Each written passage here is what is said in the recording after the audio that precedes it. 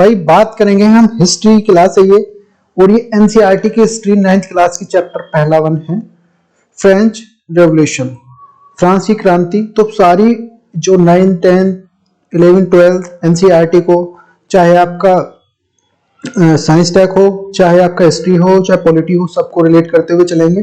Plus जितने, जैसे मान लिया हमने अभी हिस्ट्री को लिया है तो हिस्ट्री की पहले चैप्टर 1, चैप्टर 2, इस तरह 9th क्लास को खत्म करेंगे, फिर 10th को, फिर 11th को, इस तरह से।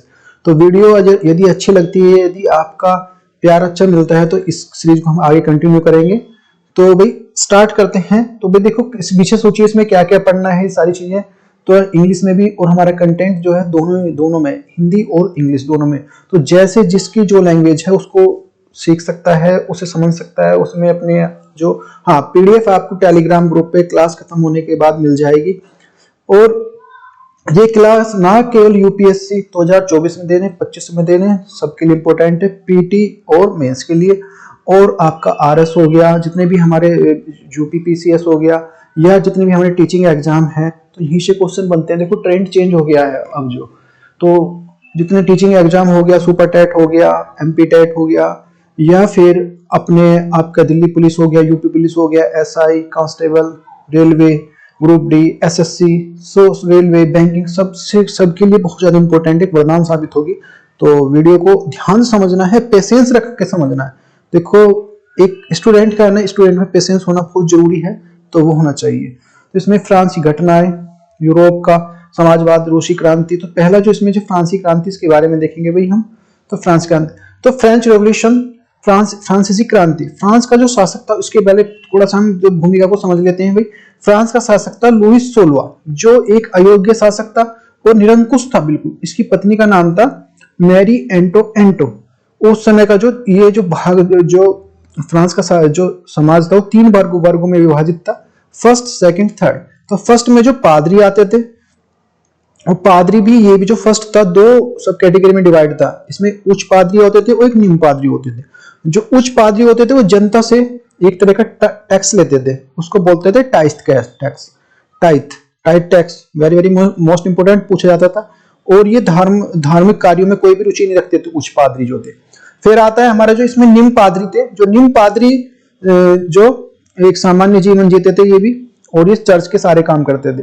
फिर जो सेकंड इसमें है, द क्वीन वर्ग आते हैं, सेकंड जो कैटेगरी में आते हैं, जिसमें सेना, चर्च, न्यायालय, इसी वर्ग की नियुक्ति की जाती थी। और किसानों से वर्ग, जो जितने भी हमारे जो कर वसूलते थे और उनका शासन करते थे, शोषण भी करते थे। थर्ड कैटेगरी में आता है जनसाधारण, लोग, मजदूर, किसान, इस तरह से। और फ्रांस की क्रांति में जो निम्न पादरी वर्ग से जनता का जो समर्थन किया था, निम्न पादरी वर्ग है, उन्होंने जनता का समर्थन किया था, वो भी बहुत परेशान थे। समानता, स्वतंत्रता, बंधुत्वता, 3 प्रकार के जो ये वर्ग थे, जो ये फ्रांसीसी क्रांति के एक प्रमुख स्तंभ थे। और मॉन्टेस्क्यू फ्रांस का दार्शनिक था, जिसने स्पिरिट ऑफ लॉ नामक पुस्तक लिखी थी, और इंग्लैंड के राजतंत्र का इसने समर्थन किया था। तो स्टार्ट करते हैं भाई, ये तो हमारी भूमिका थी, अब देखो ये जानना जरूरी था। तो 1789 में फ्रांसीसी क्रांति की शुरुआत हुई थी। द फ्रेंच रेवोल्यूशन बीगन इन 1789। मध्यम वर्ग द्वारा शुरू हुई घटना उस श्रृंखला के उच्च वर्गों द्वारा झंझोड़ कर रख दिया था। तो मध्यम वर्ग से हुई थी, तो उच्च वर्ग के जितने भी थे उन्हें झंझोड़ कर रख दिया था, वो भी परेशान थे। जैसे मैंने राजा लुईस 16 से परेशान थे, क्योंकि निरंकुश राजा था, और भी कुछ और लोगों के जो राजशाही क्रूर शासन के खिलाफ जो विद्रोह था उनका, लोगों का। तो इसमें पादरियों ने, पादरियों ने उनका जो जनता का साथ दिया था इसमें, जो मैंने बताया था अभी। अच्छा, फ्रांसीसी जो क्रांति, फ्रेंच रेवोल्यूशन, इस क्रांति की जो स्वतंत्रता, बंधुत्वता, समानता विचारों को सामने रखा गया। This revolution put the forward the idea liability. तो जिस प्रकार की सारी चीज थी, फ्रांसीसी जो क्रांति की शुरुआत जो 14 जुलाई 1789 को बास्तील के जो किले से शुरू हुई थी। और बास्तील के किले जो सभी नफरत करते थे, किले से सभी नफरत क्यों करते, क्योंकि बास्तील का किला जो सम्राट का जो निरंकुश शक्तियों का प्रतीक था, जो मैंने बताया ना लुईस 16 था, तो बहुत ही निरंकुश, वो कुछ भी इस तरह का, उसमें कुछ भी कोई अच्छी पॉजिटिव बात नहीं थी। तो उसके विरुद्ध ही एक तरह से क्रांति स्टार्ट हुई थी, उसके जो शासन के विरुद्ध। और 14 जुलाई 1789 में जो क्रुद्ध भीड़ ने बास्तील के जिले को तोड़ दिया और राजनीतिक कैदियों को रिहा करा दिया। On July 14, 1789, the angry mob broke the Bastille, इसको बास्तील को तोड़ दिया और वहां से तो बास्तिल का दहन होने पर चित्रकों ने इस प्रकार की याद चित्र बनाए। देखो इस तरह का बास्तिल दिखाया गया चित्रकार ने। एक एक चीज को समझते हुए चलना है, क्योंकि देखो यहाँ से क्वेश्चन बनना ही बनना है। सन 1774 में बारबो राजवंश लुइस 16वां फ्रांस के राजगद्दी पर बैठा आसीन हुआ। उसकी उम्र जो केवल 20 साल थी और उसका विवाह ऑस्ट्रिया की राजकुमारी मेरी एंता एथिन से हुआ था। फ्रांस जो 18वीं सदी के उत्तरार्ध में फ्रांसीसी समाज, the French revolutions of the late 18th century, फ्रांसीसी जो cases of the French revolution, तो राज्यारोहण के समय जो उसका राजकोष खाली पाया गया था। लंबे समय तक जो चले युद्ध के कारण जो फ्रांस की जो वित्तीय संसाधन नष्ट हो चुके थे। लंबे युद्ध टाइम जो चला था, वार जो चला था, बहुत जो ये इस तरह का जो था जो रेवोल्यूशन के लिए थे, तो उसमें जो सारी जो डिस्ट्रॉय हो गई थी संसाधन। जो भाई देखो युद्ध होता है कोई, अभी आप पता है, तो मान की, लोगों की, जन धन की हानि सबकी होती है। 18वीं सदी के कारण जो उत्तरार्ध में जो फ्रांसीसी समाज किस तरह का था, तो यहाँ पे वर्साई के जो विशाल महल, राज दरबार, सोना शौकत बनाए रखने की जो फिजूल खर्ची को बोझ अलग से था कि उनको बना, देखा ना अपनी जो मान उसको बढ़ाने के लिए आधे जो फिजूल खर्ची करते रहते इधर उधर से। तो लुइस 16वां ने जो शासन काल में फ्रांस के जो अमेरिका की जो 13 उपनिवेशों से साझा शत्रु ब्रिटेन के आजाद कराने की सहायता दी थी। इस युद्ध के चलते जो उस 10 अरब रेलवे को लिब्रे से अधिक जो कर्ज को चुकाना पड़ा था। उस समय से पहले जो लिब्रे का बोझ बढ़ा हुआ था, तो इस तरह करेंसी थी वहां पे। सरकार ने कर्जदाता अब जो 10% ब्याज की जो ब्याज लेने लगा था, तो वो टैक्स बढ़ा दिया था। फलस्वरूप जो है फ्रांसीसी सरकार को बजट का बहुत बड़ा हिस्सा जो दिनों दिन बढ़ते जा रहा था, जिसको कर्ज चुकाने के लिए मजबूर थी गवर्नमेंट। अपने अनियमित खर्चों के कारण जो सेना के रखरखाव, राज दरबार, सरकारी कार्यालयों, विश्वविद्यालय को चलाने के लिए फ्रांसीसी सरकार में वृद्धि के लिए जो बाध्य हो गई, और जो यह कदम काफी नहीं था। 18वीं सदी में फ्रांसीसी समाज 3 स्टेट में बटा हुआ था। केवल तीसरे स्टेट में लोग जनसाधारण नहीं अदा करते थे, जैसे मैंने पहले समझाया था, फर्स्ट स्टेट, सेकंड स्टेट और थर्ड।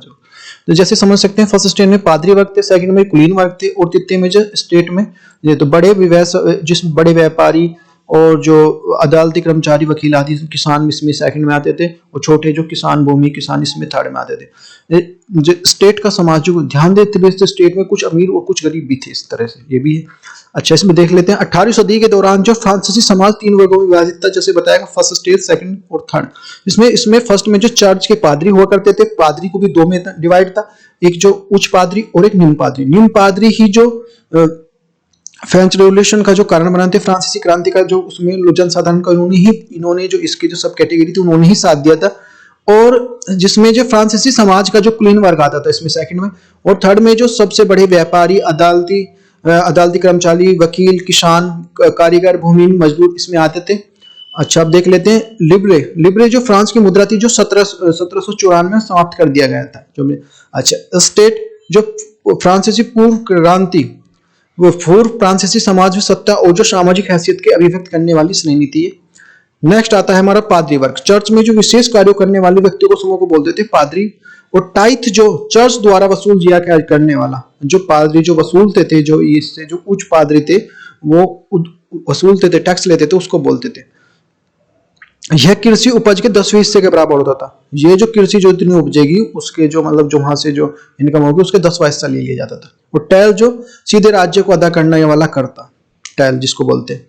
फिर इसमें जो चर्च के किसानों को करों का हिस्सा जो टाइथ धार्मिक कर के रूप में वसूला जाता था, जो मैंने बताया पादरी वसूलते थे। ऊपर से जो तीसरे स्टेट के तमाम लोगों को जो सरकार को तो कर चुकाना ही होता था। और करों में जो टैल प्रत्यक्ष रूप और जो अप्रत्यक्ष रूप में शामिल थे। तो ये टैक्स, ये इनसे देखो ये बनता पूछा था जो टाइथ क्या था और जो ये जो टैल क्या है, तो ये बताना है कौन अदा करते। तो इस तरह से क्वेश्चन बनेगा इससे। नेक्स्ट हमारा जो है अप्रत्यक्ष नामक और जो तंबाकू जैसी रोजाना उपयोगी वस्तुओं पर लगाया जाने वाला कर भी था। इस प्रकार जो समाज में वित्तीय काम काज को सारा बोझ करों और माध्यम से जनता पर वहन किया जाता था। तो सारा जो लगता था वो जनता के ऊपर डाल दिया था। इस तरह से देख सकते हैं कुलीन व्यक्ति पर जो मक्कड़ और किसान मक्खी, इस तरह से दिखाया गया है चित्रीय। और जो बेचारा गरीब अनाज, फल, पैसा, सलाद सब कुछ जो लाता है, और मोटू जमींदार को कुछ स्वीकार करने के लिए तैयार बैठा है, उसको ले लेता है। ठीक है, ये देखो ये ये किसान को दिखाया चित्र के माध्यम से। चित्रकार बताया कि कुलीन व्यक्ति को मकड़े और किसान को मक्खी के रूप में क्यों चित्रित किया गया है। फिर जो जीविका का संघर्ष, फ्रांस की जनसंख्या सन 1715 में 2.3 करोड़ थी, जो सन 1789 में बढ़कर 2.8 करोड़ हो गई। The population of French was 2.2 crore in 1715 and which is the increase to 2.8 crore in 1789। तो देखो इंग्लिश को भी देखना, हम हिंदी को देखते चलना। तो परिणाम तय जो अनाज उत्पादन की तुलना में उसकी मांग काफी तेजी बढ़ गई थी। उत्पादन की जो काफी, क्योंकि जो लोग जो जनसंख्या बढ़ेगी तो डिमांड भी बढ़ेगी, जो जितने प्रोडक्ट है सबकी। और अधिकांश लोगों के जो मुख्य खाद्य जो पाव रोटी की जो कीमत भी तेजी से वृद्धि हुई थी। अधिकतर जो कामगार जो है में मजदूरी करते थे, कारखानों में मजदूरी करते थे ज्यादातर लोग, उनकी मजदूरी जो मालिकत तय करते थे। ये नहीं वो अपने मन से नहीं कि भाई ठीक है आज जैसे आप देखते हैं कि हमें दिहाड़ी पे लिया है कि नहीं इतने भी मेरे को 500 रुपए देने या 1000 रुपए लेने, नहीं, वो जो मालिक है वही तय कर देते, वही लेंगे। हालांकि मजदूरी महंगाई की दर से नहीं बढ़ रही थी, जो एक फिक्स है, जैसे महंगाई की भाई अभी देख रहे हैं ना उस हिसाब से बढ़ रही है। जैसे हर चीज में डिमांड है कि हर चीज की भाई जैसे जैसे रिक्वायरमेंट होती है उस हिसाब से मजदूरी भी और सब चीज के रेट बढ़ते हैं। लेकिन उस टाइम पे नहीं था ऐसा, उस टाइम पे नहीं, बड़े जो मजदूरी है वही रहेगी, उनको गुलाम बना के रखते थे अपना। तो फलस्वरूप अमीर गरीब की जो खोई चोरी होती जा रही थी, खाई जो चोरी होती जा रही थी, अमीर बनता जा रहा था और जो गरीब होता जा रहा था, क्योंकि उसका तो वही मजदूरी करनी थी उसको। और अमीर को तो इनकम बढ़ेगी, सारे टैक्सेस लगेंगे सारे, और जो सारी चीजें बढ़ाते वो स्थितियां अब बदतर से बदतर हो जा रही थी। जब सूखे और जो ओले का प्रकोप, पैदावार गिर जाती थी। जब इस भाई जैसे देखें जो इस तरह से वो प्राकृतिक विपदा आएगी, कोई भी ओला हो गया या फिर सूखा पड़ गया तो पैदावार गिर जाएगी, तो रोजगार संकट पैदा हो जाता था लोगों के लिए। और जीविका संकट पर प्राचीन राजतंत्र के दौरान जो फ्रांस में काफी आम थे इस तरह का जो अच्छा आप देख लेते हैं। जीविका संकट ऐसी श्रम सीमा स्थिति होती है जिसमें जीवित रहने के लिए न्यूनतम साधन भी खतरे में पड़ जाते हैं, तो जिसको जीविका संकट बोलते हैं। अनाम बोलते हैं जिसका मालूम नहीं हो, जिसका नाम ही मालूम नहीं हो। फिर जीविका संकट उत्पन्न कैसे होती थी, फसल है ये खराब हो गई, खराब हो जो अब जो गरीब जो गुरबा जो पाव रोटी नहीं खरीद पाएगा, क्योंकि उस महामारी आएगी, उस महामारी से फिर वो सही यहीं पे जो पैसा सब यही दे देगा, जो इस तरह से जितने कहाँ पे खरीद पाएगा। जैसे भी देखा होगा आपने पेंडेमिक थी कोरोना में, इस तरह से और भी चीज देख सकते हैं। बाढ़ में लोग जो बेघर हो जाते हैं तो उनके संसाधन नष्ट हो जाते हैं। उभरते जो मध्य वर्ग में जो विशेष रूप से अधिकारों का अंत की कल्पना, imagining the middle class of inventions of end of playing. तो ये उभरते हुए मध्य वर्ग को विशेष अधिकारों की कल्पना की गई। उसमें ऊनी रेशमी वस्त्रों को उत्पादन के बल पर जो संपत्ति अर्जित की थी।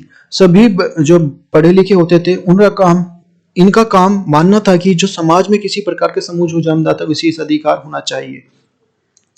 प्राचीन राजतंत्र में जो अभाव का वृत्तांत कुछ आगे चलकर जो फ्रांसीसी क्रांति के चक्र में होने वाले जो जानदात पढ़ाई के होने वाले के समय की बात करते हुए 1773 में एक मित्र ने लिखा है कि मैं पेरिलिस के आवासीय कॉलोनी में रहता था। वहां मुझे कई जो है महत्वपूर्ण लोगों का जो सागिन्य मिला।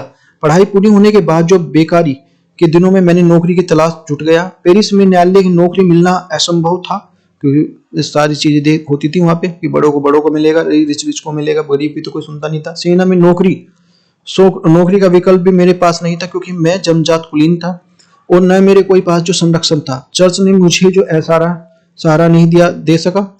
मैं कोई जो ओहदा भी नहीं खरीदने के लिए स्थिति में नहीं था कि भाई कोई चीज में पैसे दे के ले लूं, इस तरह से कोई कंडीशन खराब थी। क्योंकि अब मैं जेब में एक फ्रांसीसी पैसा तक नहीं था।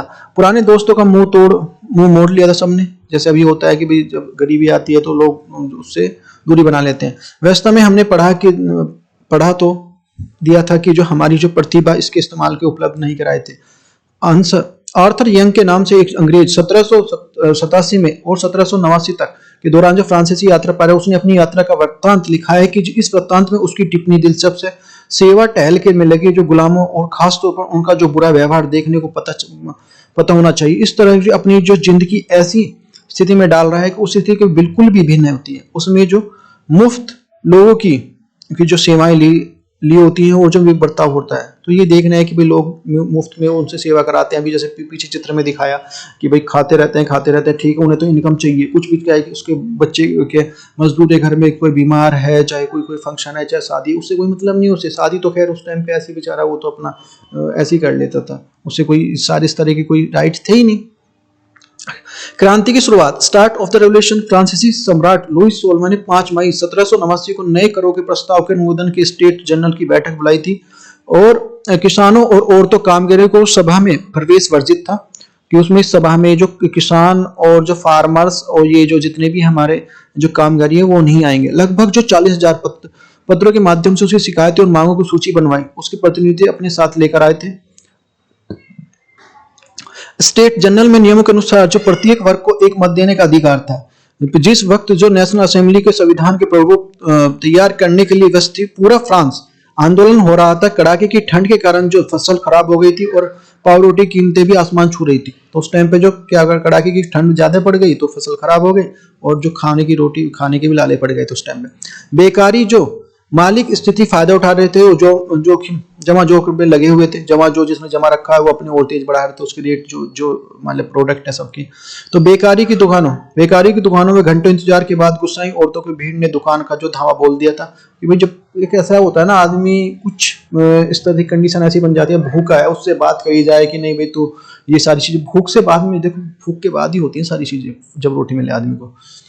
दूसरी तरफ जो सम्राट ने सेना के पेरिस में प्रवेश लेने का आदेश दिया और भीड़ में 14 जुलाई को बास्टिल पर धावा बोलकर जो नस्ते नाबूद कर दिया। जो देहाती इलाकों में जो गांव में अफवाह फैल गई कि जो जहागीरों ने मालिकों पर ने भाड़े पर जो लुटेरों को बुलाया और पक्की फसल को जो तबाह करने के लिए निकल पड़े हैं। कई बार जिलों में डर के आक्रांत होकर जो किसानों ने कुदालों से ग्रामीण इलाकों में आक्रमण कर बोल दिया था। उन्होंने अन्न भंडार को लूट लिया और लागान समझते दस्तावेजों को जलाकर राख कर दिया। कुलीन बड़ी संख्या में जो जागीरें छोड़कर जो भाग गए और बहुत से जो पड़ोसी देशों में जाकर शरण ले ली। इस तरह का था, देखो ला माचे, बुलेन, नीदरलैंड, स्विट्जरलैंड, इस तरह से मानचित्र से पता चलता है किस प्रकार किसान एक जगह दूसरी जगह फैलते जा रहे थे इस तरह से। स्पेन, फ्रांस संवैधानिक राजतंत्र बन गया। जून 1789 में एक जो लोग वारसाई के एक टेनिस कोर्ट में एकत्रित हुए और अपने आप को नेशनल असेंबली घोषित कर दिया। उन्होंने अपने आप को कि ठीक है अपना आप ही घोषित कर देते हैं हम नेशनल असेंबली। अपनी जो विद्रोही प्रजा को अनुमान लुईस 16वां ने जो नेशनल असेंबली को मान्यता दे दी। ठीक है भाई कि अब तो जो ये मेरे खिलाफ ही तब भी मान्यता दे ही रहा हूँ। अगस्त 1789 में रात को असेंबली ने करों और कर्तव्य बांधने वाली समानती व्यवस्था को अनुमोदन आदेश पारित कर दिया। 1791 में फ्रांस की जो संवैधानिक राजतंत्र की नींव पड़ी। तो देखो इस तरह का था, देखो न्यायपालिका, कार्यपालिका, विधायिका इस तरह से होता है। न्यायाधीश ये जो वोट यहाँ से जो, और जो सम्राट इस तरह से, मंत्री इस तरह से नियंत्रण में होते थे। ये विधायिका की नेशनल असेंबली जो 745 सदस्य वोट, निर्वाचन सदस्य कुल इसमें थे लगभग जो 50,000 पुरुष थे और सक्रिय जो नागरिक मताधिकार जो प्राप्त हुए थे 2.1 करोड़ की जनसंख्या को 40 लाख हो गए इस प्रकार के। 1789 में संविधान के अंतर्गत जो राजनीतिक व्यवस्था इस तरह की थी वहां पे। नेशनल असेंबली का उद्देश्य जो इसका उद्देश्य सम्राट की शक्तियों को सीमित करना है। एक व्यक्ति के हाथ में केंद्रित होने के बजाय अब शक्तियों को अलग अलग संस्थाओं में बांटा जाएगा। एक में जब इसके भी एक में हाथ में जाएगी तो वो उसका शोषण नहीं करता है। जैसे विधायिका, कार्यपालिका और न्यायपालिका, तो लेजिस्लेटिव, जो एग्जीक्यूटिव और जुडिशरी इस तरह की इनमें बांटा गया। तो अलग अलग सब क्या। तो फ्रांस संवैधानिक राजतंत्र बन गया। नए संविधानों के अनुसार मतदान का जो अधिकार केवल सक्रिय लोगों को मिला, जिसमें पुरुष और जिसकी उम्र 25 वर्ष से अधिक थी उनको दिया गया। नए संविधान के अनुसार जो कम से कम 3 दिन की मजदूरी के बराबर कर चुकाते थे, महिलाओं के अन्य पुरुषों के सक्रिय जो नागरिक कहा जाता था। राजा की शक्तियां विधायिका, कार्यपालिका, न्यायपालिका विभाजित और हस्तांतरित कर दिया गया। स्रोत है क्रांतिकारी पत्रकार राज ज्यापालमा ने अपने अखबार ला मी दा का जो मित्र एक जो नेशनल असेंबली द्वारा तैयार किया गया संविधान में टिप्पणी की थी। जनता के प्रतिनिधित्व का कार्यभार अमीरों को सौंप दिया गया है। गरीबों को जो शोषित की दशा केवल जो शांतिपूर्ण तरीके से कभी भी सुधार नहीं की जा सकती। यदि यह बात का जो आंटी प्रमाण है कि जो धनाढ्य वर्ग कानून को कैसे प्रभावित करता है, फिर भी ये कानून तभी तक चलेंगे जब तक लोग इन्हें मानेंगे। जिस तरह उन्होंने जो कुलीन द्वारा लादे गए जुए जुए को उतार फेंका है, उसी प्रकार जो हस्र अमीरों का करेंगे। तो ये था इस तरह का था। पुरुष द्वारा एवं नागरिक अधिकार घोषणा पत्र। आदमी जो स्वतंत्र पैदा होते हैं, स्वतंत्र रहते हैं, उनके अधिकार समान होते हैं। हर एक राजनीतिक संगठन का लक्ष्य जो आदमी की नैतिक एवं जो अन्य अधिकारों के संरक्षित रखता है। यह अधिकार स्वतंत्रता, संपत्ति, सुरक्षा, शोषण के प्रति अधिकार है। समग्र जो समरूपता का उद्देश्य निहित है। कोई भी समूह जो व्यक्ति ऐसा अनाधिकार प्रयोग नहीं करेगा जिसे जनता की सत्ता का स्वीकृति न मिली हो। स्वतंत्रता आज से ऐसे काम करने की शक्ति से जो औरों के लिए नुकसानदेह न हो। समाज के लिए किसी प्रकार के हानिकारक कृत्य पाबंदी लगाने का अधिकार कानून के पास है। कानून जो सामान्य इच्छा की अभिव्यक्ति है। सभी नागरिकों को व्यक्ति के रूप में अपने प्रतिनिधित्व का कानून से इसके निर्माण के भाग लेने का अधिकार है। कानून की नजर में सभी प्रकार के जो नागरिक समान है। कानून समानता प्रक्रिया के बाहर किसी प्रकार के व्यक्ति को दोषी ठहराया जा सकता है, न गिरफ्तार अथवा नजरबंद किया जा सकता है। प्रत्येक नागरिक बोलने, लिखने और छापने के लिए आजाद है, लेकिन कानून द्वारा निर्धारित प्रक्रिया के तहत ऐसी स्वतंत्रता दुरुपयोग जिम्मेदारी उसी की होगी। सार्वजनिक 12 पॉइंट है। सार्वजनिक सेना और जो प्रशासन के खर्चे चलाने के लिए एक जो सामान्य कर लगाना अपरिहार्य है। सभी नागरिकों को उसकी आय के अनुसार उसका समान रूप से कर लगाया जाना चाहिए। 17वां है जो हमारा जो इसमें मैन लिए गए हैं। जो संपत्ति का अधिकार जो एक पावन अलंघनीय अधिकार है, यदि किसी व्यक्ति को इसमें वंचित नहीं किया जा सकता जब तक कि विधि द्वारा जो विस्थापित प्रक्रिया के लिए तहत जो सार्वजनिक आवश्यकता के संपत्ति का अधिग्रहण करना आवश्यक न हो। ऐसे मामले में अग्रिम मुआवजा जरूर दिया जाना चाहिए। फिर राजनीतिक प्रतियोगी के मायने। 18वीं सदी में ज्यादातर पुरुष स्त्री जो पढ़े लिखे नहीं थे उस टाइम पे, इसलिए जो महत्वपूर्ण जो विचारों को प्रदान करने के लिए छपे हुए अक्षरों के बजाय जो अक्षर जो कलाकृतियों के प्रयोग किया जाता था। ले बार्नियो ने जो पेंटिंग जो चित्र ये दिखाए गए में जो अधिकारों को घोषणा पत्र के पहुंचाने के लिए अपने प्रतीकों का प्रयोग किया है। आइए इस प्रतीक को समझने की कोशिश करें। टूटी हुई जंजीर, दासों को बांधने के लिए जंजीरों का प्रयोग किया जाता था, और टूटी हथकड़ी का प्रयोग आजादी का प्रतीक है। ये इस तरह का। राजनीतिक प्रतियोगिता के मायने जो छड़ी की जो बर्छीदार गट्ठर, अकेले छड़ आसानी से तोड़ा जा सकता है, लेकिन गट्ठर को एकता से नहीं तोड़ा जा सकता, तो एकता में ही बल है, इस तरह को दिखाता है। फिर है जो तो यह त्रिभुज के अंदर जो रोशनी बिखेरती आंख, ये जो त्रिभुज के अंदर तो सर्वदर्शी जो आंख जो ज्ञान का प्रतीक है, सूर्य किरणें अज्ञान रूपी अंधेरे को मिटा देगी। फिर है जो राजदंड, शाही सत्ता का प्रतीक है ये। फिर है जो अपनी मूछ मुंह के लिए सांप, जो समानता का प्रतीक है। इसमें जो अपनी पूंछ को मुंह में लेने इस तरह से, अंगूठी को कोई भी छोड़ नहीं होता, अंगूठी का कोई और छोड़ नहीं होता। फिर है हमारा जो लाई फ्रांचियन टोपी, ये दासों द्वारा स्वतंत्र होने के बाद पहने वाली टोपी है ये। फिर है जो नीला सफेद लाल, फ्रांस के राष्ट्रीय रंग है ये। फिर विधिपट, कानून के लिए सब समान है, उसकी नजर में सब बराबर है। कानून के लिए स्त्री मानवीय रूप है। जो डैनो वाली स्त्री है। फिर फ्रांस के राजतंत्र का उन्मूलन और जो गणराज्य की स्थापना। तो फ्रांस की स्थिति में आने वाले वर्षों में तनावपूर्ण बनी रही। यद्यपि लुई 16वां ने संविधान के हस्ताक्षर कर दिए थे, परंतु जो पर्सा के राजा ने उसकी गुप्त वार्ता भी चल रही थी। फ्रांस की घटनाओं से अन्य पड़ोसी देशों को शासन की चिंता थी, इसलिए 1789 में गर्मियों के बाद होने वाली घटनाओं में नियंत्रित करने के लिए इन सेनाओं को भेजने की जो योजना बना ली थी। लेकिन अब जो इस योजना पर अमल होता गया और अप्रैल 1792 ईस्वी में नेशनल असेंबली द्वारा जो ऑस्ट्रेलिया द्वारा विरुद्ध घोषणा के लिए प्रस्ताव पारित किया।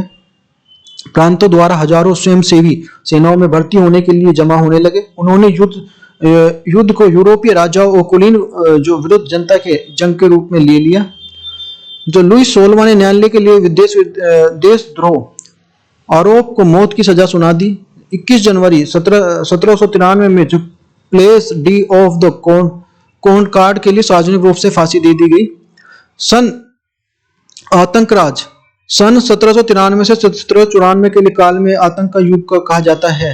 रेब्सपेरे ने नितंत्र के रूप में दंड की संहिता अपनाई और उसके हिसाब से गणतंत्र को भेजे शत्रु थे। कुलीन एवं पादरी अन्य राजनीतिक दलों के लिए सदस्य, उसकी कार्य शैली और जो समिति को रखने पार्टी सदस्य, उसकी सभी गिरफ्त कर जेल में डाल दिया गया और क्रांतिकारी न्यायालय द्वारा मुकदमा चलाया गया। फिर है आतंकराज, रीजन फॉर द टेरर।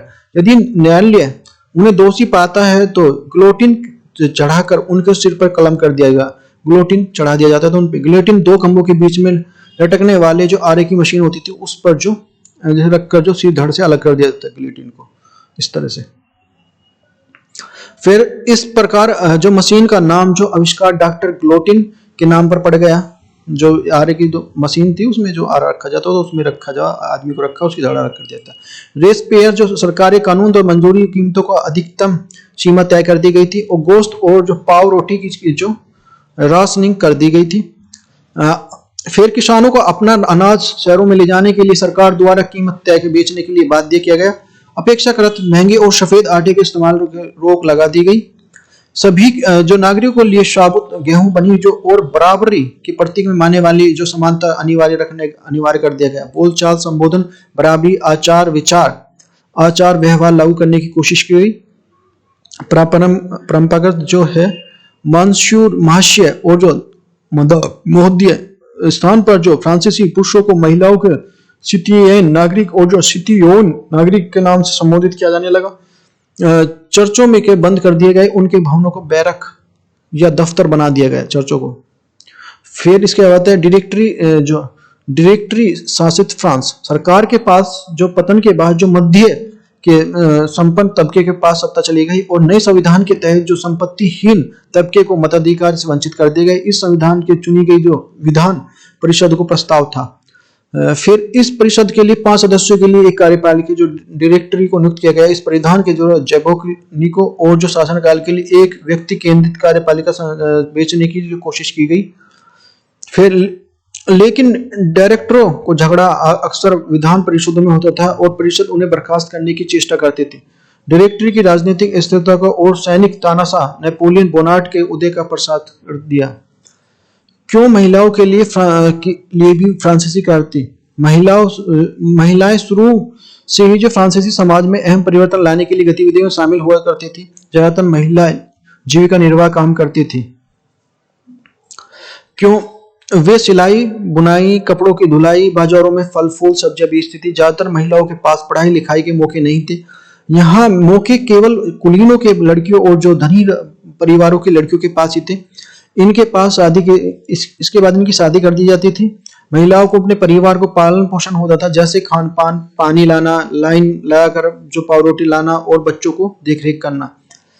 क्या महिलाओं के लिए भी जो फ्रांसीसी क्रांति हुई थी उनके कारण भी उनकी मजदूरी पुरुषों की तुलना में कम थी। उनकी जो प्रमुख मांग यह थी जो पुरुषों के समान उनको राजनीतिक अधिकार प्राप्त होने चाहिए। महिलाओं में के जीवन में सुधार लाने के लिए उठाए गए जो कदम क्या कहते हैं? Step for taken improve the leaves of women. क्रांतिकारी सरकार ने महिलाओं के जीवन में सुधार लाने के लिए कुछ नियम लागू किए गए जो इस प्रकार हैं। सरकारी विद्यालय की स्थापना के साथ जो सभी लड़कियों को स्कूल की शिक्षा को अनिवार्य बना दिया गया कि लड़कियों को पढ़ना जरूरी है। अब पिता उन्हीं की मर्जी के खिलाफ जो शादी के लिए बातें नहीं कर सकते थे कि उनकी जबरदस्ती नहीं कि भी उनकी मर्जी के खिलाफ शादी करी जाए जैसे अब है। अब जो महिलाएं व्यावसायिक परीक्षण ले सकती हैं और कलाकार बना सकती थी, एक छोटे मोटे व्यवसाय को चला सकती हैं। मताधिकार, समान वेतन के लिए महिलाओं को आंदोलन अगली सदी के लिए अनेक देशों में चल रहा है। अंत सन 1940 में फ्रांसीसी महिलाओं को मताधिकार हासिल कर लिया। फ्रांसीसी जो उपनिवेशों के लिए दास प्रथा का उन्मूलन जैकोबिन जो शासन के क्रांतिकारी समाज में सुधार के लिए किया गया था। कैरोबियन उपनिवेश मार्टिगन्स, गोडलोप और जो सैम डोमिंगे तंबाकू, नील, चीनी एवं जो काफी जैसी वस्तुओं के लिए जो आपूर्ति करता थे। दास प्रथा का उन्मूलन। अपरिचित और नूर देश से काम करने के लिए यूरोपियों के जो अनिच्छा का मतलब था बागबानों को श्रम की कमी। इसी कमी को यूरोप, अफ्रीका, अमेरिका के बीच में त्रिकोणीय दास व्यापार पूर्ण किया गया। दास व्यापार 17वीं शताब्दी से शुरू हुआ। फ्रांसीसी सौदागर बोर्दे या जो नानते बंदरगाह से अफ्रीका तट पर जहाज ले जाते थे, वहां उन्हें जो स्थानीय सरदारों के दास खरीदते थे। दासों के जो दाग और जो हथकड़ियां डालकर जो अटलांटिक महासागर पर कैरिबियाई देशों के लिए 3 प्रकार की जो लंबी समुद्र यात्रा के लिए जहाजों के लिए ठूस दिया जाता था। दास प्रथा का उन्मूलन इस प्रकार था। वहां उन्हें जो बागान बागान जो मालिकों के लिए बेच दिया जाता था, दास प्रथा के लिए उन्हें यूरोपीय बाजार में चीनी, कॉफी, नील की जो बढ़ती मांग को पूरा करने के लिए करना भी संभव हुआ। बोर्दे और जो नानते जैसे बंदरगाह जो फलते फूलते दास प्रथाओं के जो कारण समृद्ध नगर बन गए थे। नेशनल असेंबली में जो लंबी बहस हुई और जिसमें जो मूलभूत अधिकारों उपनिवेशों के रखने के लिए प्रजा सहित जो समस्त फ्रांसीसी प्रजा के लिए दिया जाए या नहीं, परंतु दास प्रथा पर निर्भर व्यापारियों ने विरोध के कारण जो नेशनल असेंबली के लिए कोई कानून पारित किया ही नहीं गया। लेकिन जो अंततः सन 1794 में कन्वेंशन नेशनल फ्रांसीसी उपनिवेशों के लिए सभी दासों की मुक्ति का कानून पारित कर दिया गया। यह कानून छोटी सी अवधि तक ही नहीं लागू हुआ। 10 वर्ष के बाद नेपोलियन दास प्रथा पुनः शुरू कर दी। बागान मालिकों को अपने जो आर्थिक हित सुधारने के लिए अफ्रीकी नीग्रो लोगों के लिए गुलाम बनाने की स्वतंत्रता मिल गई। अफ्रीकी उपनिवेशों के अंतिम रूप में दास प्रथा का उन्मूलन 1848 में किया गया। लेकिन जो अंततः सन 1794 में कन्वेंशन जो नेशनल फ्रांसीसी उपनिवेशों के लिए दासों की जो मुक्ति का कानून पारित किया गया, यह कानून एक छोटी सी अवधि पर ही लागू रहा। 10 वर्ष बाद नेपोलियन दास प्रथा पुनः शुरू कर दी। 1789 के बाद जो फ्रांसीसी पुरुषों की महिलाओं के लिए बच्चों के जीवन के अनेक प्रकार के परिवर्तन आए और क्रांतिकारी सरकार के लिए कानून बनाकर जो स्वतंत्रता, समानता और आदर्शों को रोजाना की जिनके लिए उतारने का प्रयास किया गया। फ्रांसीसी शहरों में जो अखबार पुस्तकें छपी और जो तस्वीरों को बाढ़ सी आ गई, जहां से वे तेजी से गांव देहात की ओर तक जा पहुंची। उनके जो फ्रांस की घट रही घटनाओं और जो परिवर्तनों का ब्यौरा उनकी टिप्पणी पर होती थी। भाई यदि ये वीडियो थी हमारी 9th क्लास की एनसीईआरटी की हिस्ट्री का फर्स्ट चैप्टर है फ्रांस रेवोल्यूशन। यदि वीडियो अच्छी लगी है तो वीडियो को लाइक करो, चैनल को सब्सक्राइब करो। Thank you for watching, take care, bye bye, मिलते हैं नेक्स्ट वीडियो में।